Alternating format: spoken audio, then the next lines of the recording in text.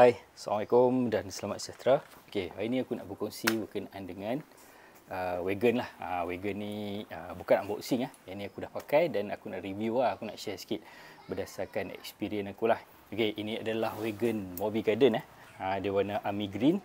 Orang kata penggunaan yang boleh kata ekstrim lah. Semua barang aku bawa, aku masuk dalam ni. So, kemah aku saja 30 kilo. Lepas tu, barang-barang lain, kalau pernah tengok lah video-video aku, mungkin ada yang aku tak pernah share berkenaan dengan wagon ni. Apa yang menarik wagon ni bagi aku lah, satunya harga dia tak terlalu mahal macam wagon yang ada dekat luar sana.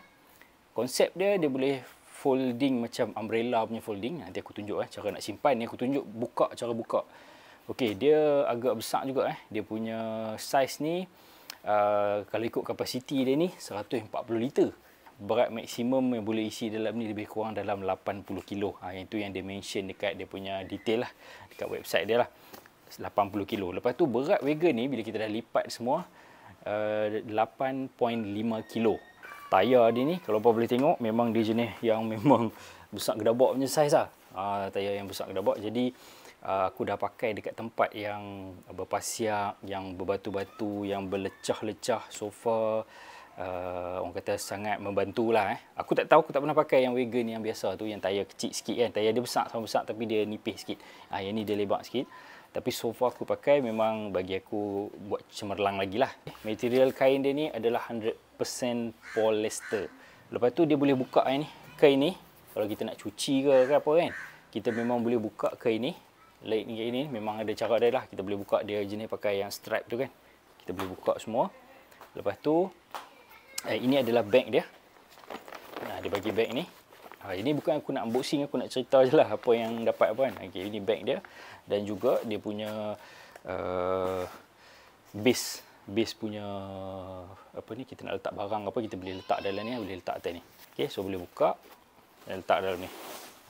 Memang boleh muat lah. Sepanjang aku pakai ni tak ada masalah, alhamdulillah. Cuma aku tak tahulah berapa lama dia boleh bertahan dengan kuantiti ataupun kapasiti barang yang duk angkat tu. Okey, jika ada sebarang komen atau pertanyaan, apa boleh tanya aku dekat bawah. Okey, jom aku kongsikan cara kita nak simpan ya. Okey, first kali keluarkan dia punya base, apa kata, benda yang hard cover dekat bawah ni. Okey. Kemudian bahagian dalam ni dia ada macam handle ni tau, kita tarik je. Tarik je naik atas. Kemudian kita boleh fold terus. Itu sahaja. Okey. Dia dah full sekecil ni. Kemudian ada tali dekat sini.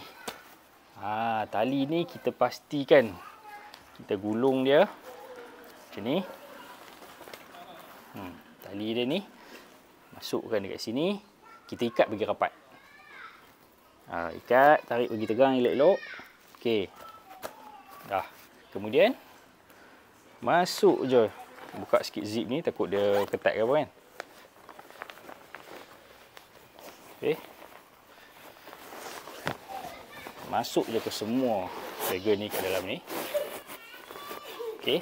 So tali kita tarik tadi ni, dia ada lubang kat sini. Dia boleh angkat dia. Okey, kemudian zip, kita tutup balik zip dia. Dan dia ada poket dekat tepi ni. Okey, poket dekat tepi ni untuk kita letak base tadi lah. Okey. So ini saiz dia. Saiz dia nak kata besar tak besar, nak kata kecil tak kecil, hampa nilaikan sendirilah saiz dia macam mana ni. Itu saja sedikit perkongsian aku berkenaan dengan Moby Garden punya wagon ni. Okay, jika anda berminat, jika hampa berminat nak dapatkan wagon ni, hampa boleh tengok link dekat bawah. Boleh dapatkan kat Shopee je, ataupun ada kedai-kedai yang mungkin ada jual ni. Aku share lah link description kat bawah, hampa boleh tengok. Okey, sampai di sini dulu perkongsian aku. Assalamualaikum. Bye bye.